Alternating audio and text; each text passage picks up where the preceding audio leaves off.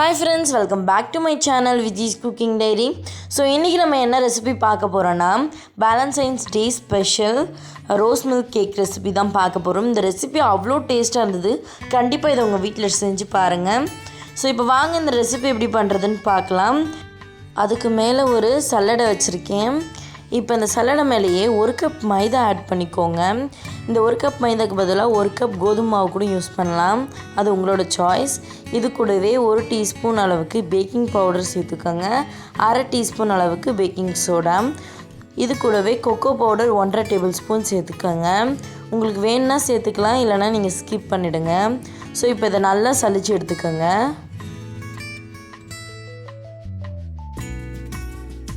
Try இன்க்ரீடியன்ஸை நல்லா சலிச்சு எடுத்துக்கோங்க. 1க்கு 3 வாட்டி நல்லா சலிச்சு எடுத்துக்கோங்க. அப்போ தான் நம்ம கேக் பண்ணும்போது நல்லா சாஃப்டாக கிடைக்கும்.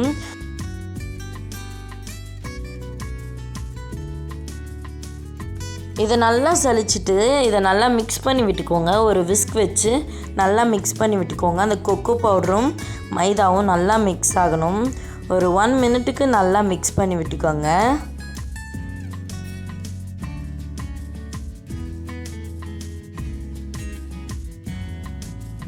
இன்றைக்கி நான் இந்த கேக்கை முட்டை வச்சு பண்ணிக்க போகிறேன்.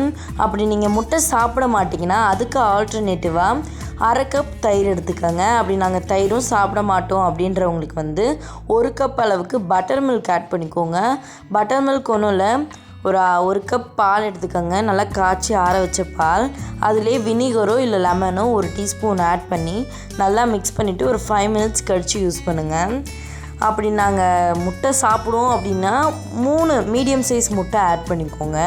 இது கூடயே வெனிலா எக்ஸ்ட்ராக்ட் ஆட் பண்ணி நல்லா பீட் பண்ணி வச்சுக்கோங்க. நம்ம பீட் பண்ணுறதுக்கு முன்னாடியே ஒரு கப் சர்க்கரையை நல்லா பவுடர் பண்ணி ஒரு ஓரமாக எடுத்து வச்சுக்கோங்க.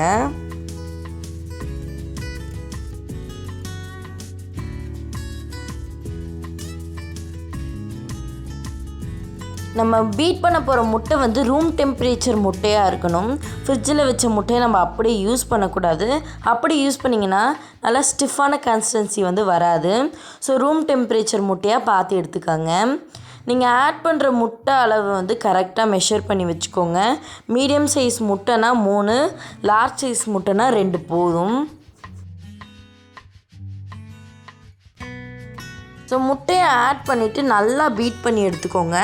அப்படி நீங்கள் ரூம் டெம்பரேச்சர் முட்டை சேர்க்கலனா நல்லா பொங்கி வராது. இது ஒரு ஸ்டிஃபான கன்சிஸ்டன்சிக்கு பீட் பண்ணி எடுக்கணும். இப்போ பாருங்கள், இதுதான் ரைட்டான கன்சிஸ்டன்சி. இந்த டைமில் டைகர் பிராண்டோட ரோஸ் மில்க் எசன்ஸ் நான் சேர்த்துக்கிறேன். உங்களுக்கு எந்த பிராண்டோட ரோஸ் மில்க் எசன்ஸ் கிடைச்சாலும் நீங்கள் ஆட் பண்ணிக்கலாம். நான் இது 5 to 6 ட்ராப்ஸ் ஆட் பண்ணிக்கிறேன்.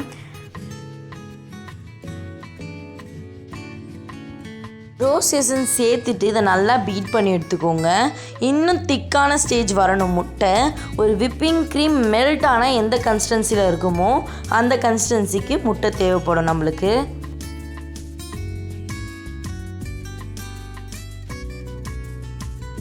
நான் லைவாக பார்க்கும் போது எனக்கு நல்ல டார்க் ஷேட் கிடச்சிது, பிங்க் கலர்.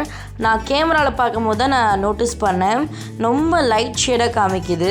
5 to 6 ட்ராப்ஸே போதும். உங்களுக்கு வேணும்னா நீங்கள் எக்ஸ்ட்ரா ஆட் பண்ணிக்கோங்க. இப்போ நம்ம எடுத்து வச்சுருக்க பவுடர் சுகரை கொஞ்சம் கொஞ்சமாக ஆட் பண்ணி பீட் பண்ணி எடுத்துக்கோங்க. எனக்கு 1 கப் பவுடர் சுகர் கரெக்டாக இருந்தது. உங்களுக்கு வேணும்னா 1.5 கப் சுகர் எடுத்துக்கோங்க. நீங்கள் பவுடர் சுகராக தான் யூஸ் பண்ணணும். ஏன்னா நம்ம முட்டையை பீட் பண்ணும்போது அங்கங்கே நரன்னு இருக்கக்கூடாது. ஸோ பவுடர் சுகர் யூஸ் பண்ணிங்கன்னா இன்னும் நல்லாயிருக்கும். ஸோ பவுடர் சுகர் ஆட் பண்ணும்போது கொஞ்சம் கொஞ்சமாக ஒரு 3 பேட்சாக பிரித்து வச்சுக்கோங்க. ஒரு ஃபஸ்ட்டு பேட்ச் ஆட் பண்ணிவிட்டு கொஞ்சம் நேரம் பீட் பண்ணிவிடுங்க. அதுக்கப்புறம் செகண்ட் பேட்ச், அதுக்கப்புறம் தேர்ட் பேட்ச் ஆட் பண்ணி நல்லா பீட் பண்ணி எடுத்துக்கோங்க. அப்போ தான் அந்த ஸ்டிஃப் கன்சிஸ்டன்சி கரெக்டாக கிடைக்கும்.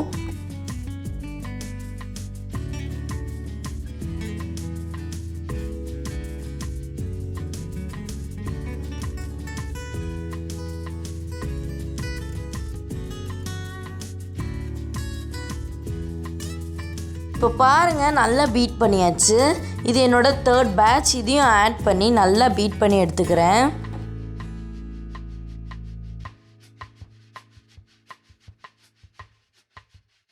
இப்போ பாருங்கள், நல்லா பீட் பண்ணி எடுத்தாச்சு. இதுக்கு மேலே நம்மளுக்கு பீட்டர் தேவைப்படாது, ஒரு விஸ்கே போதும்.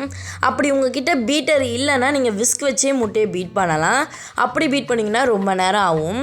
இப்போ இது கூடவே 1/4 கப் அளவுக்கு ரீஃபைண்ட் ஆயில், அதாவது சன்ஃப்ளவர் ஆயில் ஆட் பண்ணிக்கோங்க. ஏன்னா நீங்கள் மற்ற எண்ணெய் ஆட் பண்ணிங்கன்னா அதோட ஸ்மெல் வந்து கேக்கில் நிறைய அடிக்கும். அப்படி நீங்கள் கடலெண்ணெய் நல்லெண்ணெய்லாம் ஆட் பண்ணிங்கன்னா அதோட ஸ்மெல் வந்து கேக்கை ஸ்பாயில் பண்ணிவிடும். ஸோ நீங்கள் ரீஃபைண்டட் ஆயிலை ஆட் பண்ணிக்கோங்க. இது கூடவே 1/2 கப் பால் தனியாக எடுத்து வச்சுக்கோங்க. ட்ரை இன்க்ரீடியன்ஸும் தனியாக எடுத்து வச்சுக்கோங்க. இதையும் நம்ம கிராஜுவலாக தான் ஆட் பண்ணணும். ஃபஸ்ட்டு கேக் மிக்ஸ், அதுக்கப்புறம் மில்க் கொஞ்சம் ஆட் பண்ணிவிட்டு இதை நல்லா மிக்ஸ் பண்ணிக்கணும். அதுக்கப்புறம் செகண்ட் பேட்ச் ஆட் பண்ணி அதுக்கப்புறம் தேர்ட் பேட்ச் ஆட் பண்ணணும். எல்லாமே பேட்ச் வைஸ் தான் ஆட் பண்ணணும். அப்படி நீங்கள் ஒரேடியாக கொட்டி மிக்ஸ் பண்ணிட்டீங்கன்னா முட்டையோட ஃபோமினஸ் வந்து நல்லா டிக்ரீஸ் ஆகிடும். இந்த பேட்டர் ரெடி பண்ணுறதுல ஒரு 3 முக்கியமான ஸ்டேஜஸ் இருக்குது. முட்டையை பீட் பண்ணும் போது நல்லா ஃபோமினஸாக பீட் பண்ணணும், ஃபஸ்ட் பாயிண்ட். செகண்ட் பாயிண்ட் வந்து ஆயில் ஆட் பண்ணிவிட்டு வெறும் 30 செகண்ட்ஸ் மட்டும்தான் பீட் பண்ணணும். ஏன்னா ஆயில் ஆட் பண்ணிட்டோன்னா முட்டையோட ஃபோமினஸ் வந்து ஆயில் டிக்ரீஸ் பண்ணிடும். அதனால் ஆயில் ஆட் பண்ணிவிட்டு வெறும் 30 செகண்ட்ஸ் தான் பீட் பண்ணணும். தேர்ட் பாயிண்ட், பேட்டர் மிக்ஸ் பண்ணும் போது சேம் டைரெக்ஷனில் தான் மிக்ஸ் பண்ணணும். இது வந்து செகண்ட் பேட்ச் மில்க்கு. எனக்கு கலர் கொஞ்சம் கம்மியாக இருக்கிறதுனால மில்கில் வந்து ரோஸ் எசன்ஸ் வந்து ஒரு 5 ட்ராப்ஸ் விட்டுக்கிட்டேன். அதை நல்லா மிக்ஸ் பண்ணிவிட்டு இப்போ நான் பால் வந்து பேட்டரில் ஆட் பண்ணியிருக்கேன். ஸோ இதை நல்லா மிக்ஸ் பண்ணுங்கள். பாருங்கள், பேட்டரோட கன்சிஸ்டன்சி அவ்வளோ ஸ்மூத்தாக இருக்கும். இது வந்து என்னோடய செகண்ட் பேட்ச். ட்ரை இன்க்ரீடியன்ஸ் கொஞ்சம், மில்க் கொஞ்சம் ஆட் பண்ணிவிட்டு ஒரே டைரெக்ஷனில், சேம் டைரெக்ஷனில் தான் மிக்ஸ் பண்ணணும். அதுவும் பொறுமையாக மிக்ஸ் பண்ணணும். ஸோ வீடியோ ரொம்ப லென்த்தாக போகிறதுனால நான் கொஞ்சம் ஃபாஸ்ட் படுத்தியிருக்கேன். ஸோ நீங்கள் வந்து பொறுமையாக மிக்ஸ் பண்ணாதான் அந்த முட்டையோட ஃபோமினஸும் உடையாமல் பேட்டர் நல்லா ஸ்மூத்தாக கிடைக்கும். இதுதான் என்னோடய last batch, third batch. So இதையும் சேர்த்துட்டு இதை நல்லா மிக்ஸ் பண்ணி எடுத்துக்கோங்க.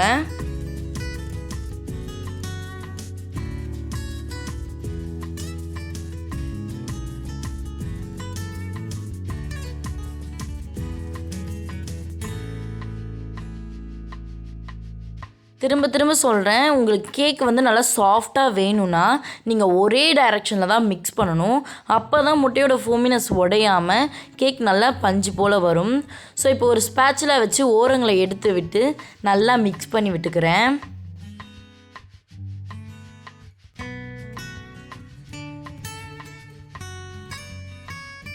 இப்போ பாருங்கள், ரொம்ப ஸ்மூத்தான பேட்டர் வந்து ரெடி ஆயிடுச்சு. இது பேக்காக ரெடியாக இருக்குது. இப்போ நம்ம கேக் டின்னர் ரெடி பண்ணிடலாம். ஸோ இன்றைக்கி வேலண்டைன்ஸ் டேனால் நான் 8 இன்ச் வந்து ஆர்ட் ஷேப்டு கேக் டின் எடுத்திருக்கேன். ஸோ இதில் ஆயிலோ இல்லை பட்டரோ ஆட் பண்ணி நல்லா க்ரீஸ் பண்ணி எடுத்துக்கோங்க. உங்களுக்கு வேணும்னா நீங்கள் பட்டர் பேப்பர் போட்டுக்கலாம். நான் இன்றைக்கி வந்து பட்டர் பேப்பர் போடலை. ஸோ இன்றைக்கி வந்து நான் பட்டர் பேப்பர் போடாமல் தான் பண்ணியிருக்கேன். ஸோ ஆயிலோ பட்டரோ க்ரீஸ் பண்ணிவிட்டு இதிலே நம்ம ரெடி பண்ணி வச்சுருக்க பேட்டரை ஆட் பண்ணிடலாம்.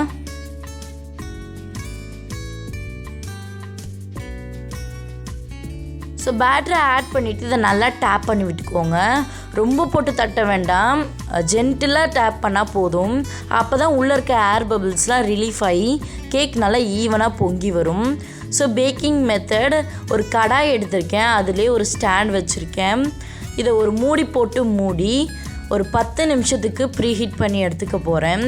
இதுக்கு முன்னாடி நான் செஞ்ச 2 கேக்லேயுமே கடாயில் ஸ்டாண்ட் வச்சு வாட்டர் ஊற்றி தான் நான் பேக் பண்ணியிருக்கேன். இந்த வாட்டி வந்து நான் அப்படியே தான் பேக் பண்ண போகிறேன். ஸோ உங்களுக்கு ஒரு கிளியரான பேக்கிங் மெத்தட் கிடைக்கணுன்னா நம்மளோட ப்ரீவியஸ் வீடியோவான சாக்லேட் ஸ்பாஞ்ச் கேக் ரெசிபியை பாருங்கள். அதோட லிங்க் வந்து கீழே டிஸ்கிரிப்ஷனில் இருக்குது. இந்த மாதிரி ஒரு பிளேட்டில் ஹோல்ஸ் இருந்ததுன்னா நீங்கள் வந்து அதை ஒரு பேப்பர் வச்சு மூடி ப்ரீஹீட் பண்ணிக்கோங்க. இப்போ ப்ரீஹீட் ஆகிடுச்சு. நான் கேக் டின்னை வச்சு பேக் பண்ணிக்க போகிறேன். பேக் பண்ணும் போது மீடியம் ஃப்ளேமில் தான் பேக் பண்ணணும். நீங்கள் இந்த கேக்கை ஓடிஜியில் பண்ண போகிறீங்கன்னா 180 டிகிரியில் 10 நிமிஷம் ப்ரீஹீட் பண்ணிவிட்டு 30 நிமிஷம் அதே 108 டிகிரியில் பேக் பண்ணி எடுத்துக்கோங்க. அப்படி நீங்கள் கடாயிலோ இல்லை குக்கர்லேயோ பண்ண போகிறீங்கன்னா 10 நிமிஷத்துக்கு ஹை ஃப்ளேமில் ப்ரீஹீட் பண்ணிவிட்டு 30 நிமிஷத்துக்கு மீடியம் ஃப்ளேமில் பேக் பண்ணி எடுத்தால் சூப்பரான சாஃப்டான ஸ்பாஞ்சான கேக் வந்து ரெடி ஆகிடும். இப்போ பாருங்கள், கேக் ரொம்ப சாஃப்டாக ரெடியாக இருக்குது. இதை வந்து ஒரு கத்தி வச்சு நான் குத்தி பார்க்குறேன், எதுவுமே ஓட்டலை. அப்போ நல்லா சாஃப்டாக வெந்திருக்குன்னு அர்த்தம். இப்போ வாங்க இதை நம்ம டீமோல்ட் பண்ணி காட்டிடலாம். ரியலி ரொம்ப சாஃப்டாக இருக்குது கேக்கு, அவ்வளோ சாஃப்டாக இருக்குது. கண்டிப்பாக நான் சொன்ன மெஷர்மெண்ட்ஸ் எல்லாத்தையும் நீங்கள் ஃபாலோ பண்ணிங்கன்னா இதே மாதிரி சாஃப்டான கேக் வந்து உங்களுக்கும் கிடைக்கும். இப்போ வந்து இந்த கேக்கோட ஓரங்களை மட்டும் எடுத்து விட்டுட்டு நம்ம டீமோல்ட் பண்ணிடலாம். ஒரு நைஃப் வச்சு ஓரங்களை மட்டும் ரிமூவ் பண்ணி விட்டுக்கோங்க. அப்போ தான் வந்து கேக் பிஞ்சு போகாமல் வெளியே வரும்.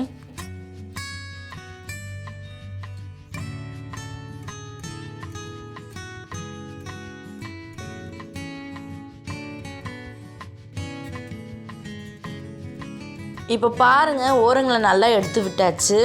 கேக்கும் டீமோல்ட் பண்ணி காட்டியாச்சு. இப்போ கேக்கை டீமோல்ட் பண்ணியாச்சு. அந்த ஹார்ட் ஷேப்போட எட்ஜை மட்டும் கொஞ்சமாக கட் பண்ணி எடுத்துக்கிறேன்.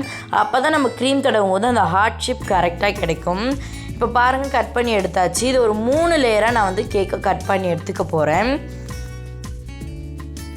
ஸோ இப்போ பாருங்கள், ஃபர்ஸ்ட் லேயர் அவ்வளோ சாஃப்டாக இருக்குது. கண்டிப்பாக நான் சொன்ன மெஷர்மெண்ட் எல்லாத்தையும் ஃபாலோ பண்ணுங்கள், ஒன்றுத்தையும் ஸ்கிப் பண்ணாதீங்க. அப்போ தான் இவ்வளோ சாஃப்டான கேக் வந்து ரெடியாக இருக்கும். இப்போ பாருங்கள், எனக்கு செகண்ட் லேயரும் தேர்ட் லேயரும் பிஞ்சு போச்சு. பரவாயில்ல, நம்ம க்ரீம் போடும் போது வந்து நம்ம மேனேஜ் பண்ணிக்கலாம். இது வந்து ஃப்ரோசன்டு விப்பிங் க்ரீம். உங்களுக்கு விப்பிங் க்ரீம் கிடைக்கலனா நீங்கள் க்ரீம் சீஸ் ப்ரோஸ்டிங்க்கும் யூஸ் பண்ணிக்கலாம். கூடிய சீக்கிரம் விப்பிங் க்ரீம் எப்படி செய்கிறது, க்ரீம் சீஸ் ஃப்ரோஸ்டிங் எப்படி செய்கிறதுன்ற வீடியோ நான் கூடிய சீக்கிரம் அப்லோட் பண்ணுறேன். இப்போ விப்பிங் க்ரீம் நான் ஆட் பண்ணிக்க போகிறேன். இந்த விப்பிங் க்ரீமோட லிங்க் வந்து கீழே டிஸ்கிரிப்ஷனில் தரேன், போய் பாருங்கள். இதிலே வந்து சுகர், வெனிலா எசன்ஸ் எல்லாமே ஆட் பண்ணியிருப்பாங்க. நம்ம எடுத்து பீட் பண்ணால் மட்டும் போதும். நம்ம எப்பயுமே க்ரீமை பீட் பண்ணும் போது நல்லா கூலிங்கான பிளேஸில் தான் பீட் பண்ணணும். அப்போ தான் நல்லா ஸ்டிஃப் பீக் கிடைக்கும். இப்போ பாருங்கள், நல்லா பீட் பண்ணி எடுத்துக்கோங்க. நல்லா ஸ்டிஃப் பீக் கிடைச்சாதான் நீங்கள் வந்து பீட் பண்ணுறதை நிறுத்தணும். இப்போ எனக்கு விப்பிங் க்ரீம் ரெடி ஆகிடுச்சு. இந்த அளவுக்கு நம்ம பாத்திரத்தையே கீழே கவுத்தாலும் கீழே கொட்டக்கூடாது. அவ்வளோதான், விப்பிங் க்ரீமும் ரெடி ஆகிடுச்சு. இப்போ நம்ம கேக்கை அசம்பிள் பண்ணிடலாம். அதுக்கு ஒரு கேக் போர்டு எடுத்திருக்கேன். இது வந்து நம்ம எப்பயுமே கேக் வாங்குவோம்ல, அந்த கேக் போர்டு தான். அதுலேயே கொஞ்சமாக க்ரீம் அப்ளை பண்ணிவிட்டு நம்மளோட ஃபர்ஸ்ட் லேயர் கேக் வந்து பிஞ்சு போச்சுன்னு சொன்னேன்ல, அந்த லேயரை வச்சிட போகிறேன். வச்சுட்டு இதுலேயே ஸ்ட்ராபெரி சிரப் வந்து ஆட் பண்ணிக்க போகிறேன். இந்த சிரப்லாம் எப்படி செய்யணும்னு நான் கூடிய சீக்கிரம் அப்லோட் பண்ணுறேன். ஏன்னா இந்த வீடியோவே இவ்வளோ லென்த்தாக போதும். ஸோ அப்ளை பண்ணிவிட்டு அதுலேயே க்ரீம் அப்ளை பண்ணிக்க போகிறேன். க்ரீம் வந்து எப்பயுமே எந்த கேக் செஞ்சாலுமே ஒரு திக் லேயர் இருக்க க்ரீமாக சேருங்க. அப்போ தான் நம்ம ஃப்ரிட்ஜில் வச்சு நம்ம கூல் பண்ணும் போது அந்த க்ரீம் வந்து கொஞ்சமாக கேக்கில் வந்து உரிய ஆரம்பிக்கும். அப்போ தான் ஒரு லேயர் க்ரீம் நம்மளுக்கு தெரியும். அப்படி நீங்கள் கம்மியாக ஆட் பண்ணிட்டீங்கன்னா அந்த கேக்கே அந்த க்ரீமை வந்து உருக்கிடும். ஸோ அப்படி வந்து நமக்கு லேயர் தெரியாது. ஸோ கொஞ்சம் அதிகமாகவே க்ரீம் ஆட் பண்ணிக்கோங்க. ஸோ க்ரீம் ஆட் பண்ணிவிட்டு என்னோடய செகண்ட் லேயர் கேக் வச்சுக்கிறேன். உங்களுக்கு அப்படி வேறு ஏதாவது நட்ஸு, சாக்லேட்ஸ் அதெல்லாம் வேணும்னா நீங்கள் நடுவில் ஆட் பண்ணிக்கலாம். ஸோ செகண்ட் லேயர் கேக் வச்சுட்டு சுகர் சிரப் அப்ளை பண்ணிக்க போகிறேன். அப்ளை பண்ணிவிட்டு சுற்றி க்ரீம் அப்ளை பண்ணிவிட்டு 3வது லேயர் கேக் வச்சிட போகிறேன். இதுலேயும் செரி சிரப் ஆட் பண்ணிவிட்டு இதுக்கு மேலேயும் க்ரீம் அப்ளை பண்ணிட போகிறேன். தேர்ட் லேயர் வச்சு முடிச்சுட்டு என்டையர் கேக்கே க்ரீமால் ஃபில் பண்ணிவிடுங்க. ஏன்னா நம்ம இன்றைக்கி க்ரம் கோட் பண்ண போகிறதில்ல, மெயின் கோட்டும் பண்ண போகிறதில்ல. ஒரே ஒரு கோட்டிங் தான், நல்லா ஃபினிஷிங்காக பண்ணி முடிச்சிருங்க. இந்த கேக் வந்து வெளியே தெரிஞ்சாலும் பரவாயில்ல, ஏன்னா நம்ம இன்றைக்கி வந்து என்டையர் கேக்கே நம்ம டிசைன் பண்ண போகிறோம். உங்களுக்கு எந்த டிசைன் வேணுமோ நீங்கள் போட்டுக்கலாம். நான் வந்து இன்றைக்கி ஒரு பைப்பிங் பேக்கில் ஸ்டார் நாசில் வச்சுக்க போகிறேன். கொஞ்சமாக ஒயிட் கலர் க்ரீமை வந்து ஒரு சைடில் ஆட் பண்ணிவிட்டு மிச்சம் இருக்க க்ரீமில் வந்து ஸ்ட்ராபெரி எசன்ஸை வந்து ஆட் பண்ணி நல்லா மிக்ஸ் பண்ணிவிட்டு செகண்ட் சைடில் வந்து அந்த க்ரீமை ஆட் பண்ணிக்க போகிறேன். ஸோ நம்ம க்ரீமை ஆட் பண்ணும் போது எப்படி இருக்கும்னா டபுள் ஷேட், பிங்க்கும் ஒயிட்டும் மிக்ஸ் ஆன ஷேடு இருக்கும். ஸோ இப்போ பாருங்கள், பைப்பிங் பேக்கில் ஆட் பண்ணியாச்சு. இப்போ நம்ம இந்த என்டையர் கேக்கே நம்ம டிசைன் பண்ணிடலாம். நான் வந்து இன்றைக்கி ஸ்டார் நாசில் ஆட் பண்ணியிருக்கேன். நான் யூஸ் பண்ணுற எல்லா ஐட்டத்தோட லிங்க்கும் நான் கீழே டிஸ்கிரிப்ஷனில் தரேன். ஸோ உங்களுக்கு வேணும்னா நீங்கள் செக் பண்ணி வாங்கிக்கோங்க. டிசைனிங் வந்து உங்களோட விஷ் தான். உங்களுக்கு எது பிடிக்குமோ நீங்கள் அந்த மாதிரி டிசைன் பண்ணிக்கலாம். ஒரு ஹார்ட் ஷேப்பாக வரைஞ்சிட்டு அதுக்கு உள்ளேயும் இந்த மாதிரி ஸ்டார் நசில் வச்சு வரைஞ்சிக்கலாம். அது உங்களோட விஷ் தான். ஸோ எனக்கு வந்து இது ரொம்ப பிடிக்கும், என்டையர் கேக்கே டிசைன் பண்ணுறது. ஸோ நான் அதனால் இந்த மாதிரி நான் பண்ணிக்க போகிறேன். ஸோ உங்களுக்கு எந்த மாதிரி பண்ணால் பிடிக்குமோ அந்த மாதிரி நீங்கள் பண்ணிக்கலாம். இப்போ என்டையர் கேக்கே நம்ம டிசைன் பண்ணிடலாம். அவ்வளோதான், ரொம்ப சூப்பரான சாஃப்டான ஸ்பாஞ்சான ரோஸ் மில்க் கேக் ரொம்ப சூப்பராக ரெடி ஆகிடுச்சு. ஹாப்பி வேலண்டைன்ஸ் டே எல்லாருக்குமே. ஸோ இந்த வீடியோ உங்களுக்கு பிடிச்சிருந்தா like, share and comment. So உங்களுக்கு அடுத்த ரெசிபி என்ன ரெசிபி வேணும்னு நீங்கள் கமெண்ட் பாக்ஸில் கமெண்ட் பண்ணுங்கள். ஸோ இந்த வீடியோ பிடிச்சிருந்தா நம்ம சேனலை சப்ஸ்கிரைப் பண்ணிவிட்டு பக்கத்தில் வர பெல் ஐக்கானை கிளிக் பண்ணுங்கள். அப்போ தான் நாங்கள் போடுற வீடியோ உங்களுக்கு நோட்டிஃபிகேஷனாக வரும். Thank you so much and thanks for வாட்சிங். Have a great day.